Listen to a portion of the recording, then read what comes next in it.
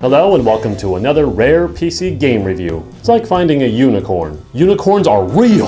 Oh my god, I knew my coffee tasted funny. Metal Gear Solid 5 Ground Zeroes is more of a demo than anything else. A demo I paid money for. I get that they want to appease Metal Gear Solid fans, but this prologue thing is a bit of a drag.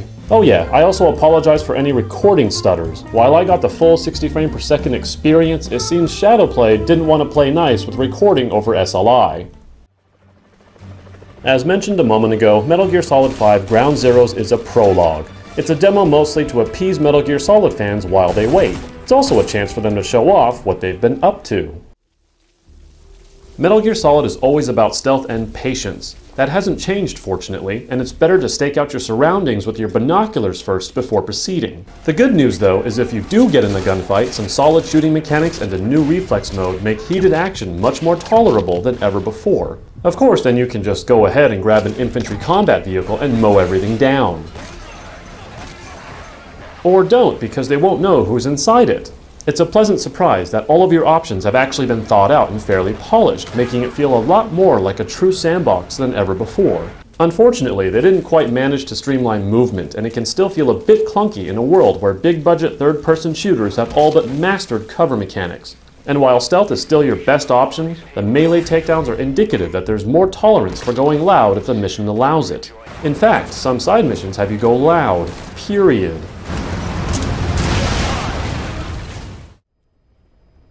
On the topic of content, this might be somewhat of a wash. While people who purchased it when it first released paid a heftier price tag of $30, I got it on Steam for 13 bucks.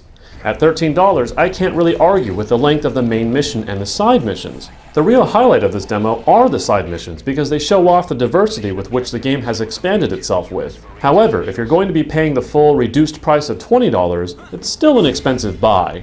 If you can find it for cheaper, and you most likely can, then I can't say there are any problems with content.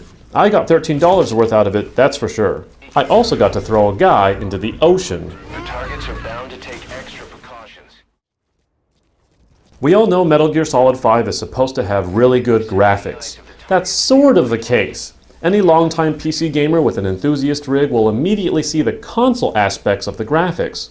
However, there's no denying the shader work and lighting engine are top-notch. The good news is that because of these console aspects designed for the current generation consoles, which are essentially low-end PCs, the game feels fairly optimized as it is.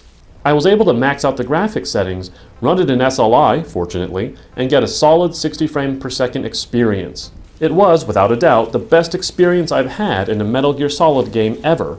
Mouse accuracy combined with 60 frames per second combined with solid shooting mechanics made popping heads like taking candy from a unicorn.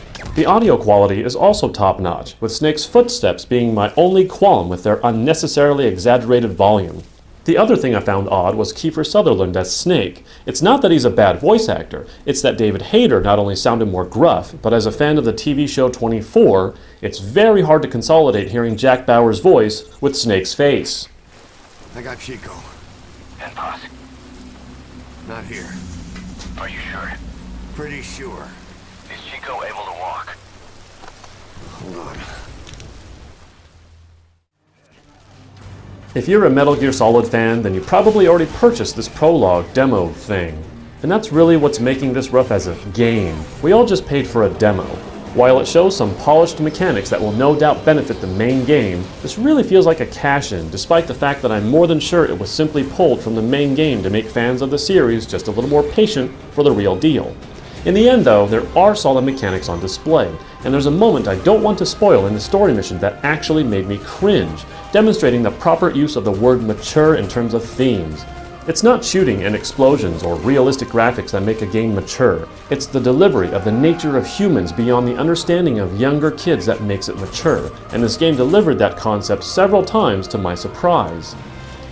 I give Metal Gear Solid 5 Ground Zeroes an 8.5 out of 10. Go!